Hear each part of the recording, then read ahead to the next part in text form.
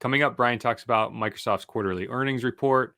I talk about Azure and single sign-on again. And we also talk about what happens when you access a computer system from a former employer. Coming up, stay tuned.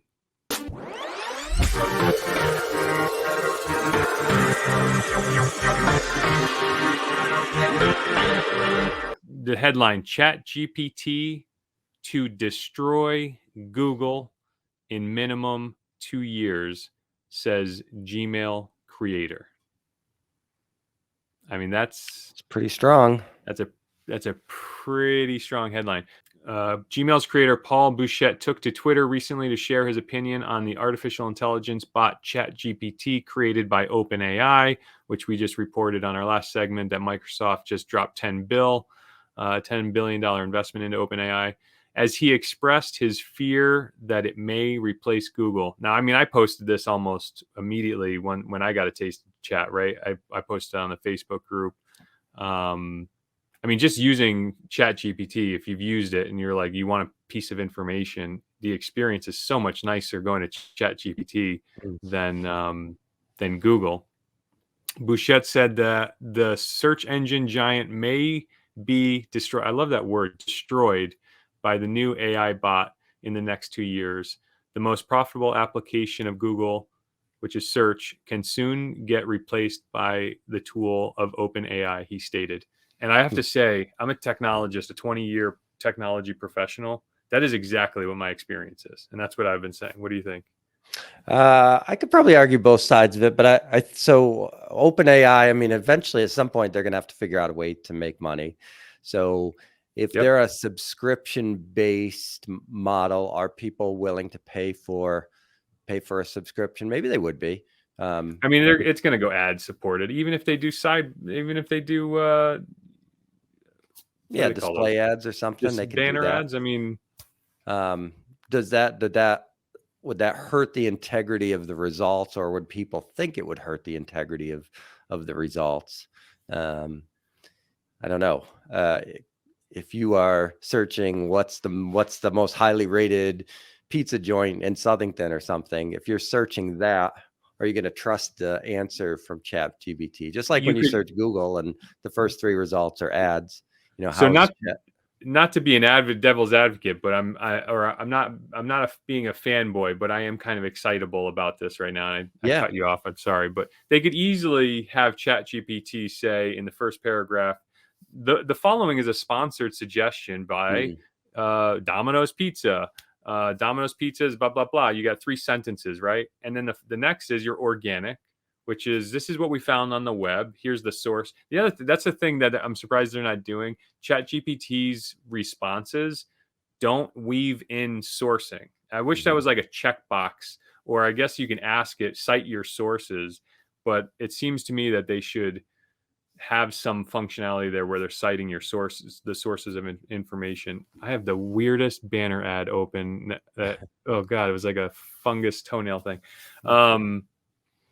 But yeah, I mean, they could totally replicate the Google model. It's just in spoken language. The following is a paid advertisement for the following companies. Here, this is what we found on the internet, and these are the sources. Then add banner, then had affiliate links. I mean, the revenue model is going to be the same. I don't think it's going to go purely subscription. Although there is some chatter in the rumor mill that they're already looking at some pro subscription for it. Right, because it's expensive for them to run. Right, every search is what they say, a penny and a half, or something like that. 10 cents. Was it penny? I thought it was 10 cents a search. I thought they were running. Yeah, which is crazy. Just in computing power.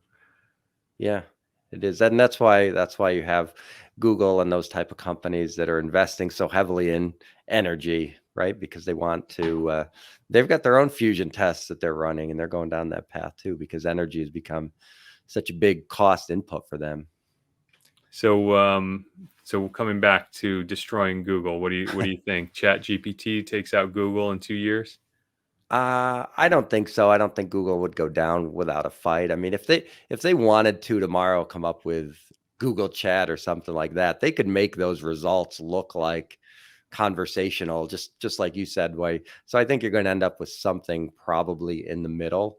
But where does the innovator's dilemma come in? What do you think about that?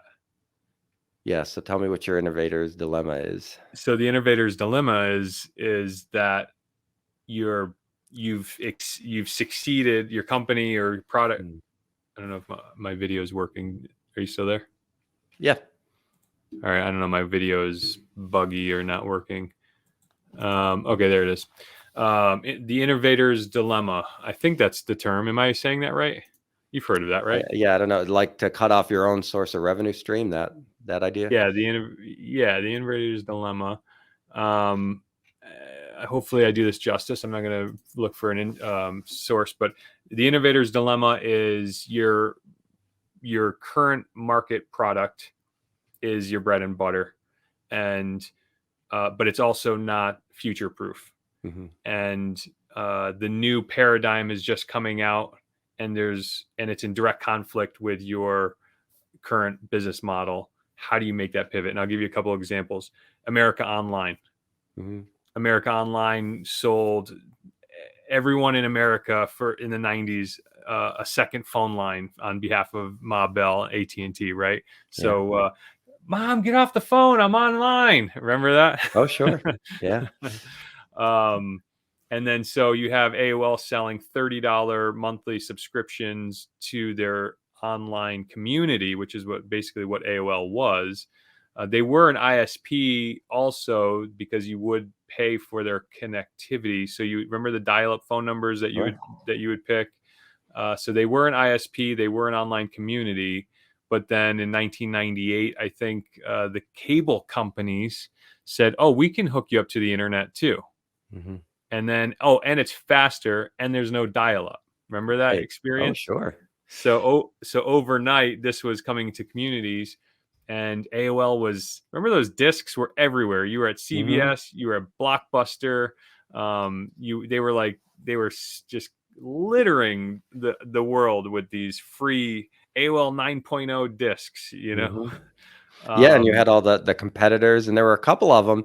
Speaking ad-supported model, where instead of doing the subscription, you had that banner ad along the bottom of your PC. Do you remember those? For AOL or for some AOL? No, it was a competitor, and I'm trying to think like of what it was. CompuServe or Prodigy. Those are it was precursors. later than that because it would have been like early 2000. Oh, like Net Zero was. Yes, Net Zero? Net Zero. Yeah. So AOL is holding on to their legacy business model where they're an ISP, but they're slow dial-up. And then they're also a paid community. Basically, you effectively paid for instant messaging and email after a while, and then the broadband came out, and it was faster, maybe a little more premium, but basically got the same thing done, and they couldn't pivot. And what was really fascinating about AOL's history is they went down as like the biggest failed merger or bad call in business history, because they had, just before they went under, so to speak, they merged with Time Warner. Remember the AOL Time Warner merger? And I think that was 2000. It was the largest, 2000 largest merger in history. It was 165 billion. Yeah, crazy, funny. Crazy. So that's the innovator's dilemma. What would have AOL had to have done, right? They would have had to buy a telco or start laying fiber or copper as fast as they could to try to compete with the established utility companies, or pivot to, and this is what they ended up doing, was pivot to being basically a website, a web page, to try to garner ad revenue. They did have a search product, but I think when Google came out in 2000, 2001, that quickly eclipsed the likes of Yahoo. I think Yahoo was a search engine initially too, right? Sure. Yeah. But I think Yahoo ended up licensing Google search engine somewhere in the mid-aughts. Yep. Another innovator's dilemma, Netflix, which they are an example of a successful pivot, where Netflix was a DVD by mail service, and then streaming was coming out, which was clearly going to put the mail service, the physical media service, out of business. and they did manage to make that pivot. So I jumped the track. What was the original? Well, there is ChatGPT versus Google, and how is Right. Google going to adapt to that? I think you'll end up with a product that looks, sort of somewhere in the middle. It might have that chat-like feature, but you'll have banner ads, and you'll have sponsored ads, sponsored responses, if you will. Right. Will and you Google may, be will the Google AI be a new web page portal product altogether, or will it be another tab on the Google homepage? What do you think? yeah, I mean, they might end up, so you've got, if you go back to like Netflix and Disney now, you have the paid version, or you have the partial paid with ads. So maybe it's something along those lines, where it's like, all right, we have our main product, which you can buy for $15 a month, that is no ads, that is fully subscription based, or you can kind of split the difference, where maybe it's some ads and your first response is going to be an ad and something like that. So you may end up with a couple different models there, because the subscription model, it's proven to work, and people are not averse to ads. There's going to be an ad supported, like, right? I mean, just because, for no other reason, that like there's a whole group, there's a whole audience out there that just doesn't have the ambition or means to get a credit card and make subscriptions, right? And I'm talking like 13-year-olds to 17-year-olds. You know what I mean? Yep. Like they have access to connected devices, but they're gonna fire up somebody's homepage and just go to a website. That they still need to be served, but they're not going to go through that subscription time. I don't think, anyway. So there's Right. definitely the internet is ad supported. It's definitely going to be ad supported. It just makes it so approachable with no commitment to that whole group, that whole body of people. You know what I mean? Yeah, but you may have like an enterprise solution, or Sure. the pro or whatever. Yeah. So yeah, it'll probably look something like that. I'm curious to see what OpenAI comes up with. A lot of the times you go there and it's overworked, it's not available, that kind of Yeah. stuff. So That's just a scale problem. They'll Yeah. take 10 billion of Microsoft's money and Azure infrastructure, and they'll scale that up. Can I tell you one more thing I'm really excited about Yeah, go ahead. ChatGPT? As you know, I have, don't say her name, but I have an Echo appliance, an Amazon Echo appliance in every room in my house, with the exception of, I think, the downstairs bathroom. And that's it. So ChatGPT is exactly what is missing from these smart speakers. And it's not just Amazon, right? Google's got their product. Yeah. Amazon's got theirs. Apple just released another version of the HomePod and Siri. This technology is exactly what is missing from that product tool, And I'm waiting for the headline that says Amazon licenses ChatGPT for $100 billion a year to make Amazon Echo more useful. Yeah. So what's the situation now with Amazon Echo? What's the question that you would ask that could be improved by integrating a ChatGPT? Just the natural language, interaction. If you hang out at ChatGPT, and you can literally have a naturalistic conversation with it. Yeah. You can ask it a question. It will feed you back a sensible or sensical answer. Mm-hmm. You can then ask a follow-on question and series of follow-on questions that are contextually relevant to your initial inquiry. Right. So that whole model, there's a very limited ability of that from the Amazon Echo. They included that a few years ago, but it is so compared to. Sorry, I have a phone ringing here. Let me just silence this. Compared to ChatGPT, the version, the ability that the Amazon Echo has for that follow-on contextual relevancy is like a 0.1 alpha. It's like doesn't even move the needle. Mm-hmm. ChatGPT really changes that. To be able to speak to these devices in a naturalistic language experience, that's exactly what these things need. Mm-hmm. Yeah, there's definitely something to that, and being able to speak in different language tones, and as far as content creation, write this in the tone of, in a business tone, or in the tone of, Oh Joe yeah, I mean the Rogan or copywriting. Bill Maher or something like that. Yeah, Yeah, it's pretty funny. yeah, it's totally transformed our marketing department completely. I mean Yeah. that's crazy. My first topic today, we were going to discuss, or I was going to discuss Microsoft Azure. Do you know what Microsoft Azure is? I do. Yep. What would you say Azure is? So Azure is like that's their database platform. Is that what that is? Yeah, so Azure, I would describe Azure as Microsoft's data center for rent, Hmm. to everybody and anybody. And when you are a Microsoft 365 subscriber, even if you have a single user account that you're going to do, hosted email with Microsoft 365, you're going to do some files on SharePoint, you're going to use their Teams Professional. They carve out a slice of Azure for you. Hmm. And yes, you can host databases there, but you can also host what they call hosted machines or virtual machines. So you can spin up servers, you can spin up workstations in the cloud.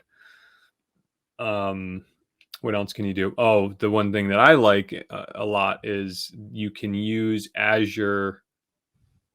You could put Microsoft's Active Directory service, which again, your Microsoft 365 subscription rides on top of Active Directory, Microsoft's Active Directory service. That's how they manage user accounts, and it's kind of not really transparent to most 365 users. It's more of an admin function. But once you're in that Active Directory service, you can actually then use Azure Active Directory as what's called an identity provider. Okay. And this is something that we implemented internally last year, and it's fantastic. I think we have somewhere between 5 and 20 business softwares that we use to run our company. And fortunately, all of them now are all web or cloud-based software as a service, SaaS, software as a service. And most of the vendors now it's like multi-factor authentication. Like when MFA first came out, like you have to wait for the vendor to implement that functionality and feature so then you can benefit from it. Well, similar to that, there's a technology called single sign-on, which I may have mentioned before in previous episodes, but single sign-on allows you to bring your own identity provider to your software vendor's product. Okay. And so if you have an accounting software, practice management software, or a CRM software, you can, even though those softwares have their own user databases that you can create users and passwords in to access that software, you can, once you have the software set up, you can go in there if they provide it and say to the software, okay, we're no longer going to use your internal user database. We're going to subordinate our account with your product to use our identity provider. And Google, you can use Google as an identity provider, Azure Active Directory as an identity provider, LastPass, Jump Cloud. There's a ton of them. It's a standard. So, a lot of cloud online vendors provide the functionality. Azure is probably one of the most popular. So you basically tell the software, okay, we're going to use our Azure Active Directory as our identity provider, and just read that user database in Microsoft 365 to bring in user accounts in your software. And the benefit of that is you kind of have a central point of managing your user accounts. And the really key benefit of that is kind of a single point of control for user access to your software. So, I think we have, I don't know, 20 or more people now in the company. And I've been doing a lot of HR admin work, adding users, dropping some users. And if you have 15 or 20 pieces of software, creating a user account for a new employee in every single piece of software, becomes pretty laborious. So you can imagine, you have 20, 50, 100, however big business is. So this single sign-on technology really allows you to just manage your software so much faster. And then it's nice too, because if you have to make a termination, you just have a single point, you turn it off, and that will kill the user's access across all the software that support it.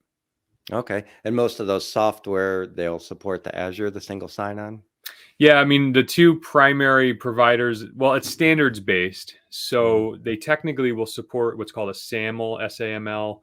It's an acronym. I can't regurgitate it right now, but it is a standard. So technically, if you're not on Azure or Google Workplace as an IDP, identity provider, and you know how to read between the lines, you can probably use any SAML supported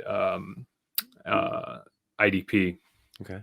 But the problem I'm seeing is not every software vendor supports SSO, which is really unfortunate. So if you see or use a piece of software that you want SSO supported, take the time, make the feature request, press the software vendor, tell them this is important to you. Otherwise, they focus their energy on other features that their community, user community, is calling for. They do listen. I can't stress that enough. We really are in a really interesting period where software development, large software companies and small alike are listening to user feedback. So, support for SSO is not ubiquitous yet, but it's coming. And then the other thing that's really obnoxious is they seem to treat SSO as a premium or enterprise class feature. So, if you're a solo or you've got 3 people in your company, and, you could still benefit from single sign-on because it still greases the wheels for the employees and the users to walk, in and out of all the software that you're using. But they seem to treat SSO as like an enterprise class feature. And I really hope that mindset shifts. It really should be like baked into the base functionality of all the software. Just like multi-factor authentication is not a premium feature. It should be built in. So all of your employees have to use that same single sign-on for all your software? Yeah. So once they authenticate with the IDP, they can then just walk right into whatever software they go to. So we have a couple, even Microsoft Office on the web has an app launcher. So if you are in any of the Microsoft 365 products, you have the square icon on the top left corner. That's the app launcher. We pin all of our other software in there. So if you start your day in Microsoft Outlook in the web, then you hit that app launcher and you can then go into any other corporate software that we've published to the users. And because they've already authenticated with multi-factor authentication and everything with Microsoft 365, when they click the link to the next piece of software, it passes that authentication into the software, and you just walk right in. You're at the home page of that. Okay. So go ahead. What happens if a user tries to sign into software using their Google sign-on or their Facebook sign-on or something like that? Some software will let you link your identity to other identity providers like Facebook, Apple, Google. Some software, the administrator can prevent that from happening. Okay. So really that functionality is provided by each respective vendor.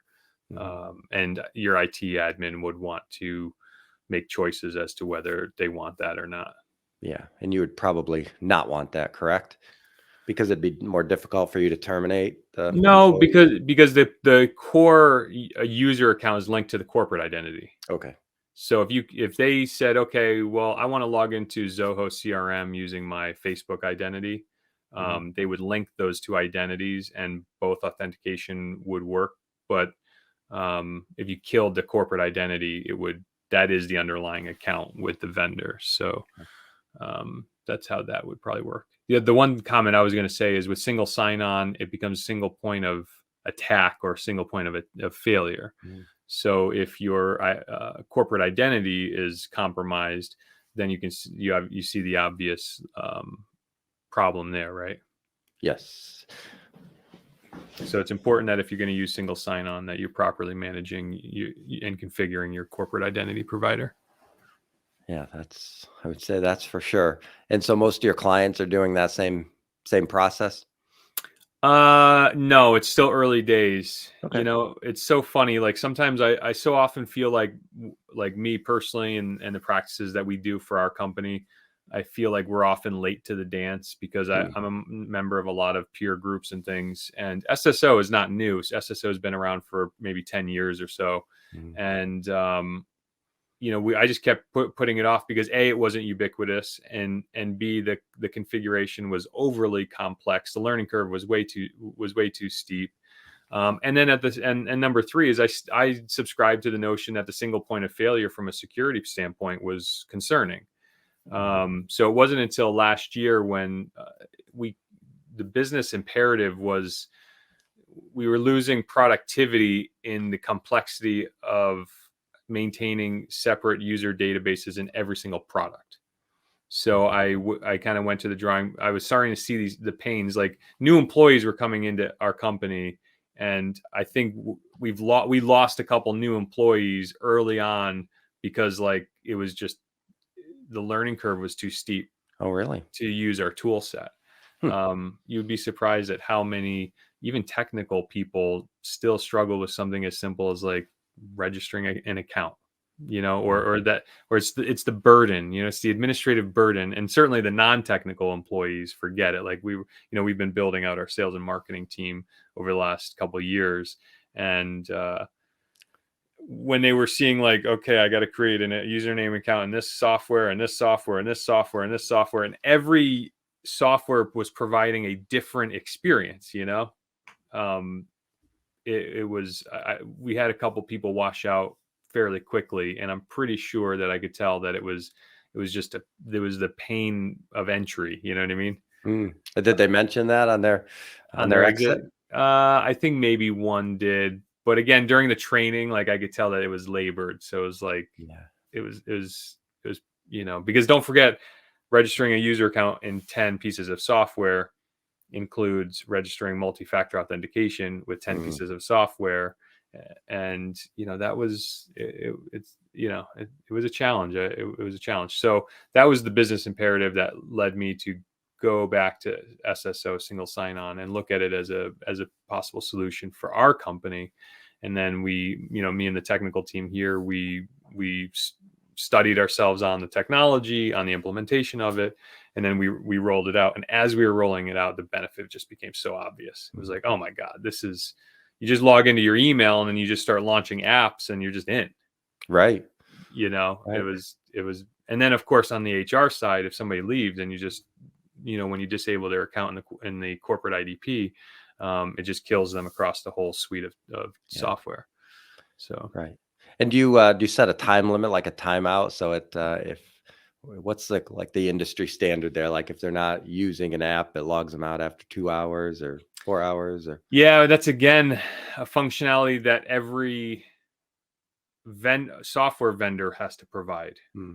And unfortunately, those aren't universally done well either. So it's the security implementation of the security landscape relies so much on each individual vendor kind of getting it right, and that's why for us, we're like feedback requests with our vendors all the time. We're constantly saying like, hey, this security mechanism isn't good enough. Like you gotta, and it would be like a non-security based piece of software too. So like they're looking at us like, hey man, we're just dealing with like, some whatever software like Canva. If you're doing like, imagine, what Canva is, right? Yeah. So it's like a graphic design tool, but imagine like a guy like me sending an email feed to the dev team being like, your security is inadequate. And they're like, you're just making posters here. Like, I know. But that still doesn't preclude every company and every software from maintaining a security focused culture for their development, Yeah, exactly. Now I'm curious to see what Canva uses. You're doing some upgrades on your personal stuff there. I see you were unloading your old Apple laptop, was it? Oh yeah, so I was definitely due for a new laptop. We have a new studio that we're putting together here for future video and podcast content, and it was apparent that the laptop I had, it was like a 2012 MacBook. So yeah, that wasn't going to cut it. So I just looked at little pro tip here, the M1 MacBook Pro and the M2 that just got released last week or this last month or whatever, is like basically the same thing. Okay. So I picked up an M1 MacBook Pro on Apple's Refurb site, Mm, and I would say I got a pretty sweet deal on it. good. And so what is the advertised difference between the M1 and the M2? I think like 18 or 20% speed improvement, Okay. but when you look at like uh, that calculus really only matters if you're doing like video rendering. Hmm. Like how much faster can you load a web page? I Right. mean, it's kind of negligible. So, Hmm. computers are really at a point right now, which is really interesting. That web, email, maybe even some basic gaming. It's like all the computers are basically on parity.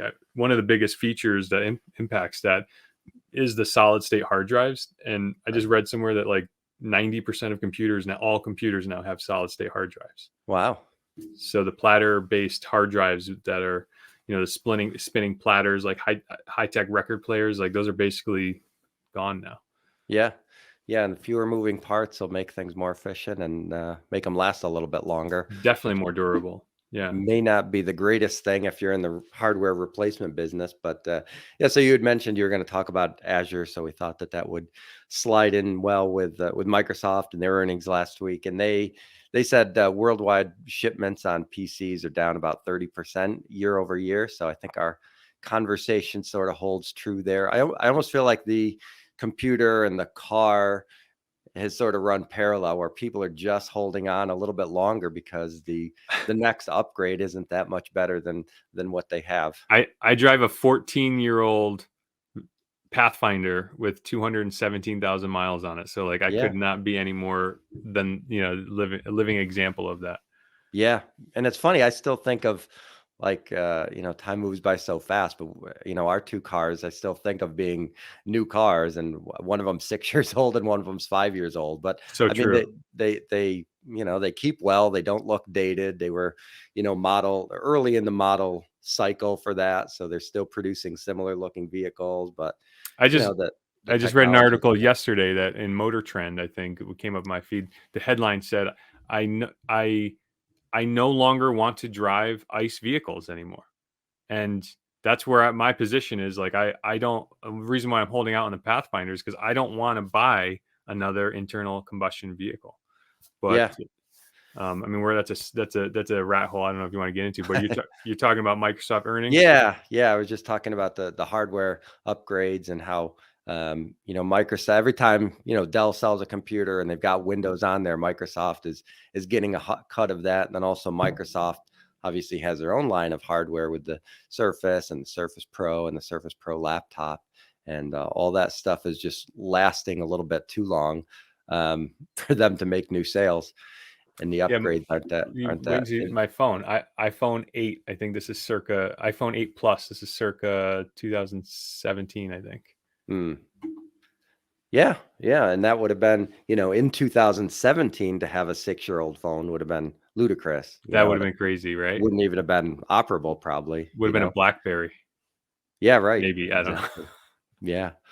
Yeah, and I only upgraded my most recent because they were doing such stupid like trade-in promotions, and I didn't even trade in my one before that. I traded in my one that was like 2 before that because I hadn't bothered to trade it in because there was like nothing, and I'm like, well, I could use the camera on it, and then I ended up trading that one in, and it basically cost me nothing to Our upgrade. But 9-year-old has the nicest phone in the house.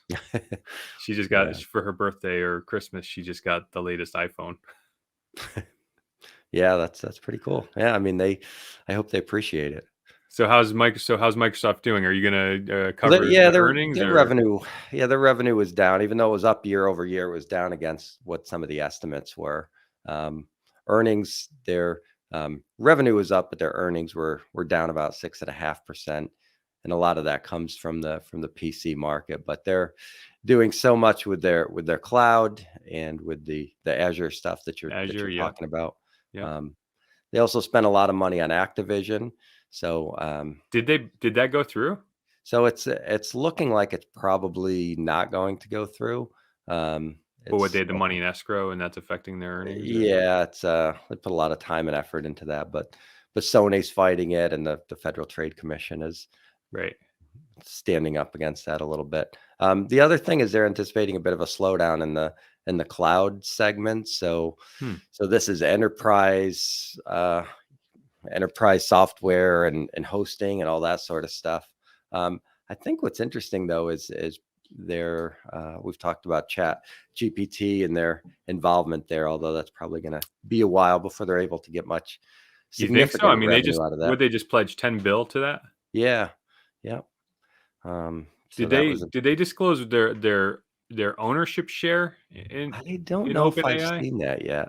Um, You know, by the way, they're a major stakeholder, or they were at one point in Facebook. I don't know if many people know that either, yeah, I did know that. Yeah, or Meta.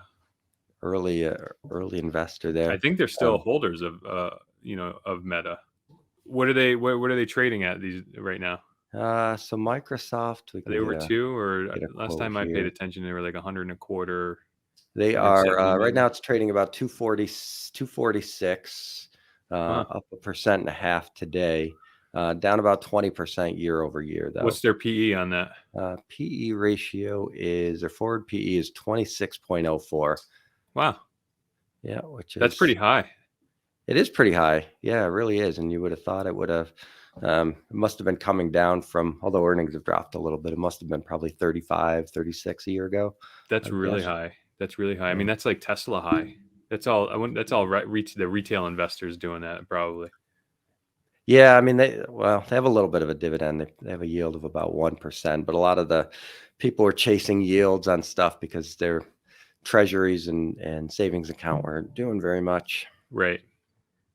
And Tesla had a good week. They were up 10% when they came out with their earnings. Let's see where they're trading right now. Tesla right now is up 3% again today. They're up to 171. Who's that?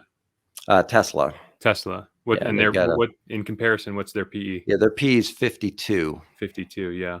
And Yeah. when they were at their high, what did we report? They were like 700 Yeah, times they had a price to earnings. yeah. It's Yeah. crazy. So, all right. Thank you for covering Microsoft's. That was Microsoft's earnings call. What was that for the fiscal year Last 22? week. Yeah. Yeah. Was that the Yeah, for quarter the or was fourth that quarter. the Yep. fourth quarter? Yep. Sure. All right. So the next thing I want to talk about is, did you see this post I made on our Facebook page about the headline from NewJersey.com or NJ.com, which is a New Jersey local news rag or whatever. Fired social media manager goes rogue on NJ.com's New Jersey City's TikTok account. Did you see that? Yeah, I'm seeing that now. So I have the article up. I don't know if Nathan will put it up on the screen for us, but Graham Colligan was posting quaint video on Summit Diner just months ago promoting the local business. But in the past few days, the tenor of his TikTok posts changed significantly. Suddenly, he was spouting off about his least favorite New Jersey malls, the high cost of local homes, and alleged mistreatment by his former employer. But this wasn't his personal account. The posts shared by @SummitDowntown emerged weeks after Colligan says he was fired from his job as social media manager for Summit Downtown, the nonprofit organization that represents businesses in the Union County City's downtown special improvement district. What do you think about that? I got things to say, but I want to hear what you have to Well, say. yeah, so I've got lots of things to say about that. So my first initial reaction is going back to your earlier segment about control and single sign-on and stuff. There's your perfect example, right? You give your keys to the castle to the social media person who's going to help you run your accounts, you better have a system to, on termination, make sure that that person no longer has access to those accounts. That So is that's my first reaction. definitely a failing of HR. If there's an HR function, and it's the public sector, so I don't know how much of this was a contractor by the public, by the a municipality hiring a contractor and what their process is, but yeah, definitely a failing in that. Yeah. And it looks like he did know that. Looks like, I mean, it wasn't like a mistake, because you can have 2 or 3 different accounts on TikTok and Instagram, and it is possible to post something to the wrong account. But this makes it very clear that he did know what he was doing. So That's the gem. That's the yeah, gem. I'm glad you zeroed in on that. So that's yeah, the gem. The town says that they are not pressing charges, and I want to make this comment too. His apparent commandeering of the Summit account, where the stated description was where Nancy Adams, executive director of Summit Downtown, addressed the off-brand TikTok post Thursday when reached by NJ Advanced Media. Quote, Summit Downtown Inc. has deleted the content posted on our TikTok account by a recalcitrant former employee. That's a really cool word. yeah, I like that. He has been advised that further action will be taken if he attempts to access the social media channel or any SDI platform in the future. But here's the thing. He's committed a federal crime, right? Yeah. Willfully. Do you know what crime? Do you know what he's in violation of federally? Well, It's so not he didn't cited in the news necessarily article, and disparage his. Did he disparage his previous employer, or was he just complaining about other things? No, there's a very specific thing here, and this is the reason why I'm not giddy about this, but I deal with this on the regular for Mhm. our clients. Okay, Yeah. the Computer Abuse and Fraud Act Hmm. of 1986 Okay. stipulates very clearly, and there's just one provision here. This is from ScienceDirect.com. It's the first Google listing, actually Google's giving me a Wikipedia on the sidebar here. But there's one. I'm going to read it from ScienceDirect.com right on the listing here. The Computer Fraud and Abuse Act of 1986 makes it a crime for anyone to access without authorization a computer or computer system used by a financial institution, U.S. government agency, or any organization or individual involved in interstate or foreign commerce or communication. So it's just logging into the system. So like you can have your access revoked by virtue of your being fired, and the password doesn't have to be changed. If you willfully regain access to that system after your explicit authorization has been revoked, that's the crime. That's the Interesting. crime. And that's what protects businesses and has been protecting businesses, so to speak, from pissed off employees and IT managers that you get fired. It is a federal crime to access the system, even if you know they haven't changed your password yet, even you have your mail on your phone and you've been sent an email to your company email saying, hey, you're no longer a part of this company, you've been terminated. Is you have to remove that account from your phone, even though they may not have disabled your access. Yeah. Oh, that's interesting. I mean, it makes sense. It probably comes up much more than it probably should, but I mean, it amounts to trespassing, digital trespassing, I guess. But yeah, yeah, it has been it is a federal crime, and then almost all 50 states also have a similar statute. So he's yeah. actually in violation of a state crime and a federal crime just by logging in. So I hope the authorities, regardless of what the town of Summit, New Jersey, wants to do, I think that for me, I think the authorities need to take action, not to make an example of, but just continue to hold people like this accountable, because you see this every couple of years. An IT manager, pissed off IT manager, leaves, or an IT underling who, in order to give control of a person's particular work product, you have to give them, you have to expose the company. You inherently have to expose the company so that they can work on your company. Right. There's no other way around that. So the bar is really high, and I think the legal, in my opinion, now I'm just offering you my opinion. I think the authorities need to continue to press. I mean, this is like an open and shut case. I mean, the guy was posting on the TikTok saying and boasting that he was fired. Right. Yeah, that's a problem. That's a problem.